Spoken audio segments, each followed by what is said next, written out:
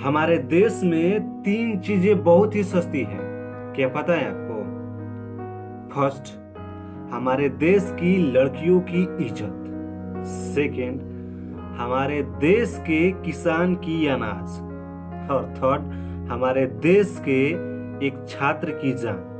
हमारे देश में ये 3 चीजें बहुत ही सस्ती हैं और बाकी सभी चीजों की रेट बिल्कुल समान रूप से सेट किया गया है।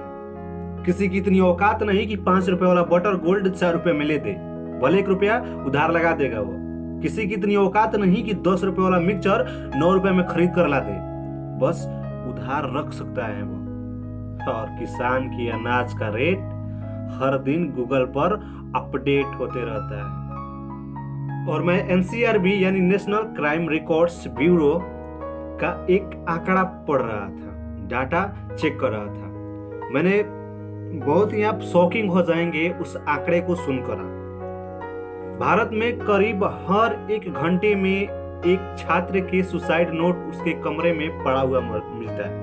यानी भारत में लगभग करीब 1 घंटे में एक स्टूडेंट सुसाइड करता है और हर दिन 80 से 90 के बीच यहाँ पर रेप होते हैं। और किसानों की हालत तो आप लोग अभी देख ही रहे होंगे क्या हो रहा है। और एक और आंकड़ा मुझे मिला कि लगभग दुनिया में हर साल 8 लाख लोग सुसाइड करते हैं, जिसमें भारत के कितने होंगे? लगभग 1,37,000 लोग भारत के होते हैं इस सुसाइड में, यानी लगभग 70%, 17%। और ये भारत की सड़कें भी ना कभी खाली नहीं रहती।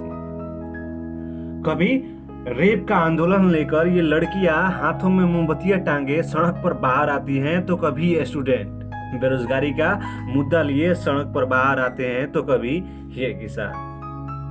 मोदी जी ने समझ लिया है कि अब इनके हाथों में 4G मोबाइल आ गया है और ये दिन भर घर में बैठे फेसबुक पर और व्हाट्सएप पर स्टेटस चेंज कर रहा है और ट्विटर पर ट्वीट। तो ये सोचते हैं कि चलिए इनको थोड़ा सा एक्सरसाइज करवाते हैं, और वहीं रामदेव के योगाभ्यास में हम लोग लगे हुए हैं। साहब, आपने हमें तो डिजिटल बना दिया, लेकिन इस पेट को भी अगर आपने डिजिटल बना दिया होता ना, तो ये उंगली 18 से 81 वर्ष तक आपकी गुलामी करती। इंडिया कितना भी डिजिटल क्यों ना हो जाए, रोटी गूगल से डाउनलोड नहीं होगा। और मैं आपकी किसान सम्मान निधि योजना का बेहद ही सम्मान करता हूँ। भले ही 2-2 हजार ही सही, मगर एक किसानों की प्रॉब्लम थोड़ी सी जरूर सॉल्व हो रही है। मगर ये भी समझ जाइएगा साहब कि सिर्फ हमारी एक पटवन में ही ये 2000 आपकी रुपए लग जा रहे हैं। और एक किसान की अहमियत को थोड़ा सा समझने की कोशिश कीजिएगा। आप ये जो शाम और सुबह में रोटी और चावल खाते हैं ना, वह इनके ही बदौलत। और उसके लिए गांव में आकर थोड़ा सा देख लीजिएगा, काफी मेहनत करना पड़ता है। अगर ये रुक गए ना, तो आपकी ये जो बालकनी ना, ये जो आप बालकनी में लगाते हैं सूरजमुखी का, गुलाब का, चंपा, ये जो चमेली ये लगाते हैं ना, उसमें धान और गेहूं के बीज रोपने पड़ेंगे। और फिर उसमें ये जो स्प्रे से पानी देते हो ना। और आजकल गांव में जिनके खेत नहीं है वो भी सीना चौड़ा करके बोलते हैं कि मेरा खेत नहीं है, और इसीलिए मेरा बेटी या बेटा खेतों में नहीं जाते। और जिनके गांव में खेत हैं वो खेती नहीं करना चाहते। क्यों? एक वक्त था जब जय जवान जय किसान नारा हुआ करता था और एक किसान की फोटो उस नोट पर चिपकी होती थी। आज गांव में किसान अपने बेटे को किसान नहीं बनने देना चाहता और उसके बेटा भी किसान नहीं बनना चाहता। और ये गलत फहमी मत पालिएगा कि पास में पैसे हो तो सभी चीज मिल जाएंगे।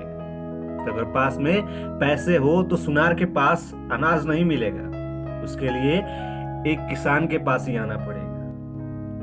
और ये वक्त है साहब, वक्त को बदलते देर नहीं लगती। इनका इतना शोषण हो चुका है ना जिनके लिए भी एक रेड डाटा बुक की तरह बुक रखनी पड़ेगी।